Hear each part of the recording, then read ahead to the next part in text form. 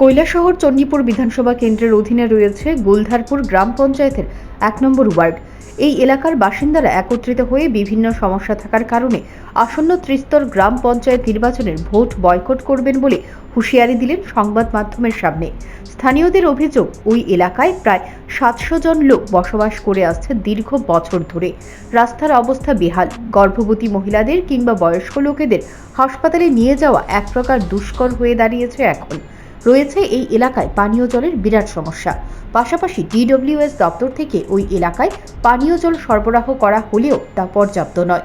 একটি water pump machine এই এলাকায় স্থাপন করা হলেও কোনো এক অজ্ঞাত কারণে আজ পর্যন্ত তা চালু হয়নি।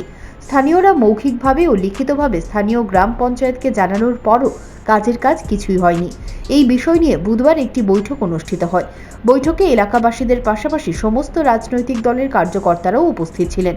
বৈঠকে সিদ্ধান্ত হয়, যদি আসন্ন ত্রিস্তর গ্রাম পঞ্চায়েত নির্বাচনের পূর্বে তাদের সমস্যাগুলো সমাধান না হয় তাহলে তারা ভোট বয়কট করবে। এখন দেখার বিষয় হলো প্রশাসন কী ভূমিকা গ্রহণ করে, সেদিকেই তাকিয়ে রয়েছে সবাই। আচ্ছা দাদা, এখন তো রাজ্যে ত্রিপুরা রাজ্যের মধ্যে সামনে পঞ্চায়েত ইলেকশন, এর মধ্যে আপনারা আজকে ভবানীপুর পঞ্চায়েতের মধ্যে